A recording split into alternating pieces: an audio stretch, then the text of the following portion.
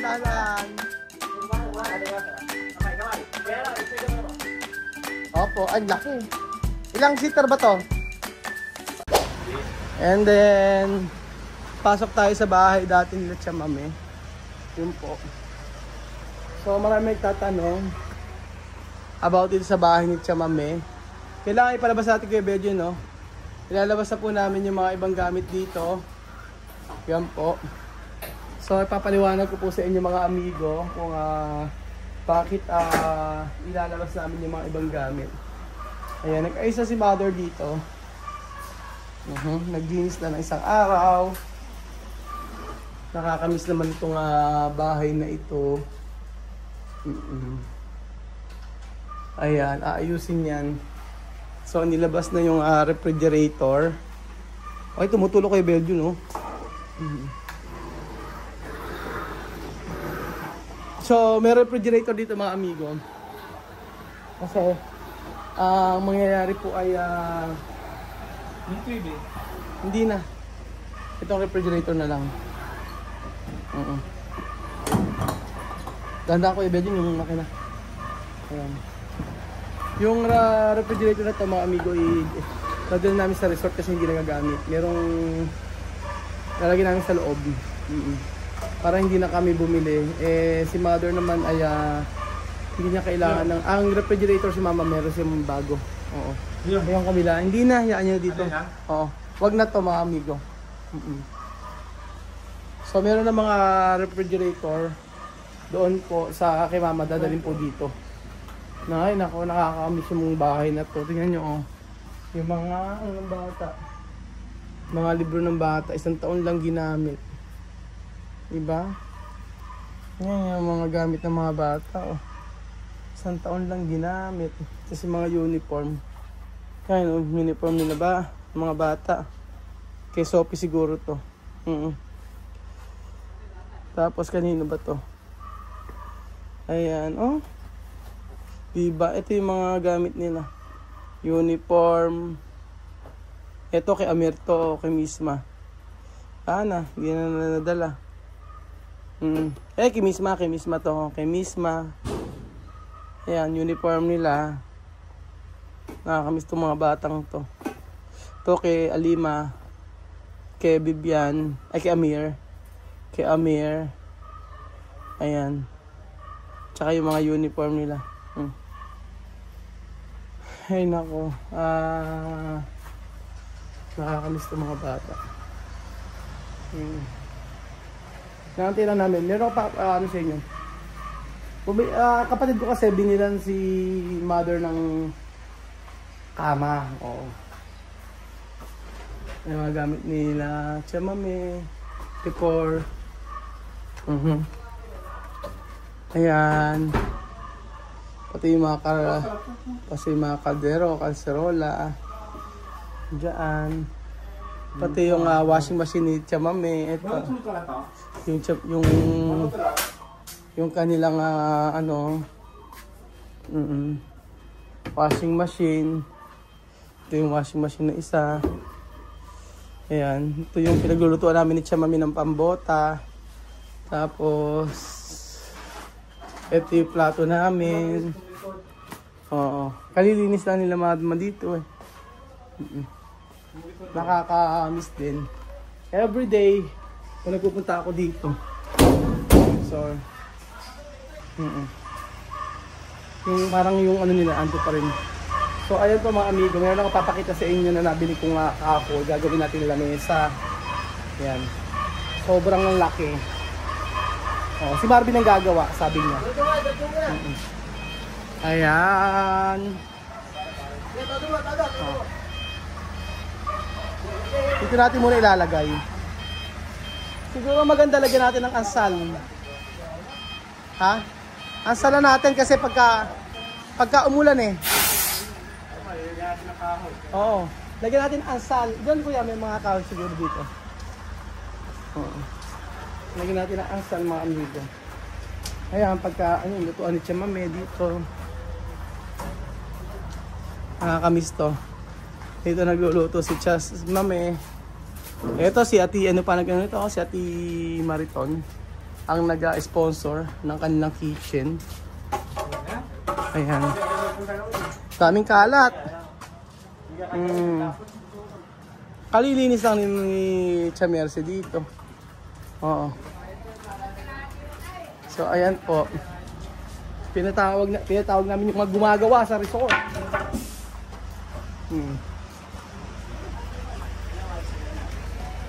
Tingnan niyo yung pakita ko sa inyo mga amigo yung kahoy. Kahoy na ano namin. Nabili. Ang ganda nito para sa lamesa. Ewan ko kung ilang seater to. Ayan. Kaya ba? Aha.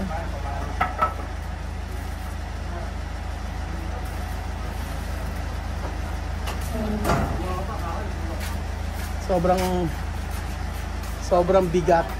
Hindi kaya.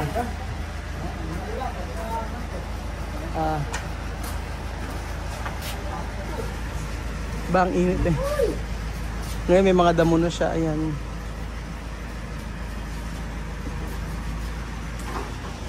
Yung bahay na to, mga amigo, ay lilipatan na ni Mama. Opo. Si Mama na mag-i-stay dito. At kasi po,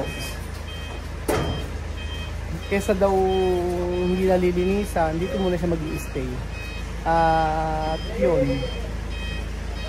Para madamuhan daw, nanay ko kasi masipag yan. Dati pag chamame, pag andito, yung mga ano yan, yan. Yung mga damo-damo na yan, wala ka makikita ang damo dyan. Ayan na po ang kahoy na gawa sa kahoy na akasya.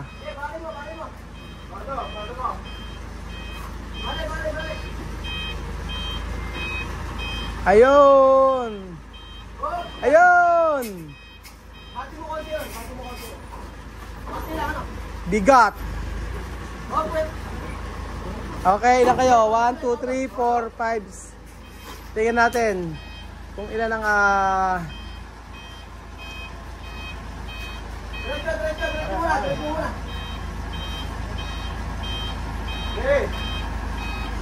Op! Yeah.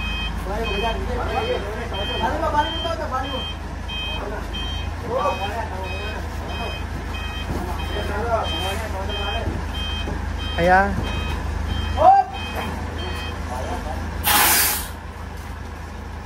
So ayan pa mga amigo, yung refrigerator tinatanggal na po sa gamit ni Tia Mercy, sa bahay po na Tia Mercy. Yan. Tingnan nyo po kung gaano kabigat itong kahoy na to. Huwag ka naman baka maibig ka. Hindi aabot. Yeah!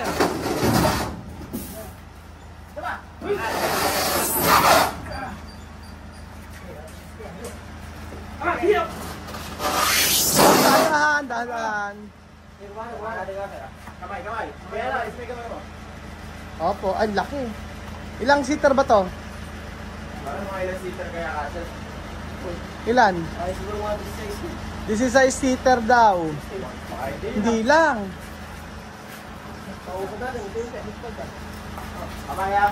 Mga 20 siguro.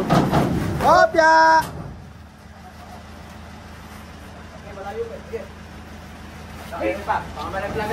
Opya! Dandahan! Iangat natin daw sa banti-truck. Oo.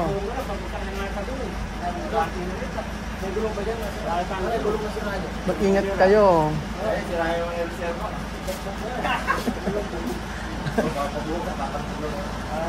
Tapos pakuha natin yung pakuha natin yung kolong-kolong, ipadala na natin to. Kumuna sa labas? Hindi, dadalhin natin na rin. Ngayon? Oo. Kolong-kolong, yung papadala na natin. Ito dadalhin sa resort, yung sa kusina. Kulang pa nga tayo kanina, wala pa si Dabulo. Ya Mario! Ya Mario! Kali, tanong, lawa ka mong maharap dito. Parang na lang kita mahalin sa kasawa. Mario! Mario! Di ba kaya? Mario! Akasya daw, ang ganda oh. Pag ganito yung lamesa. Di kaya baka mabali yan ha? O, ingat kayo. Bawa kami dito. Pare, hindi kaya na pagkain sa kung ba natin. Huwag lang kayo sa ilalim. Huwag lang kayo sa ilalim. Op, yung mga kamay nyo. Yung mga kamay nyo, dahan-dahan. Op, yung mga kamay nyo, mga kamay. Okay. Okay. One down. Ang laki, no? Hindi ka mabaragan tayo siya pag inilagay yan. Oo. Iasog nyo rito. Para maiasog muna yung ano. Ang gagawin, iasog muna rito, tapos kakabila ulit pag naisog nyo yung ano. Para maisarado natin yung gate. Hindi pwedeng maulanan eh. Ganda ng ano, kahoy. Isang... Matagal na road to eh. Hop, dahan-dahan. Hop! Ano daw? Ano? Ang laki na tinulong ni Benjo. Oh, sarado mo na pito. Pagka sarado pito. Yapa. Okay. Hop, ya. Sino nanakaw niyan? Kung ilan niya kayo buhat? 2, 4, 6. Dami niyo bumuhat. Ha? Ito rep. Ay, kolong-kolong.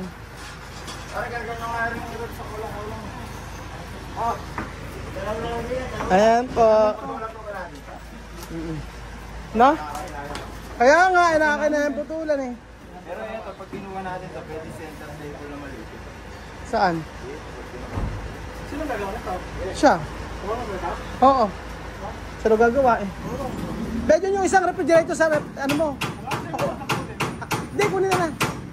Sa opisina.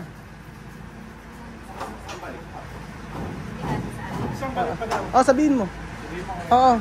Para isang lakad lang tayo. Marami pa na gagawin dito. Nakatamin po pa ba? Nakatamin po ito. Nakatamin po. Tatanggalin gilid ano? Hindi po. Yung balat lang. Balat lang. Apo. Pag tinanggal po yung balat nito. Ayan. Yung po yung original na kahoy niya. Natanggal lang natin balat. Oo. Pero hindi natin dito yung tabas. Kaya po lang ganyan yung tabas niya. Oo, ganyan nga lang tabas. Kasi, ang ganda. Ha? Ang ganda. Pagka natapos to maganda. Ayan, wala pong kabitak-bitak. Oo, tsaka plain, ano siya no? Oo. Pag nakinis po ito, lalabas yung aspin na ito. Kaya ang ganda nito lamesa o mga amigo. Tingnan nyo. Tasha, 1, 2, 3, 4, 5. Ito. 8. 8 plus 16. Mga 16. Mga 20 tayo. 16, 17, 18. Mga 18 to 20. Ayan. Sinit ko na sa'yo yung mga design ng paa eh. Gagawin ito lamesa mga amigo. So yun po mga kababayan ko, sa mga nagtatanong kung sino nakatira dito ngayon po wala pa, pero si Tia Mercy po ang lilipat dito. Ayan yung mga screen yan, nilinis si Tia Mami yan, yung mga yan.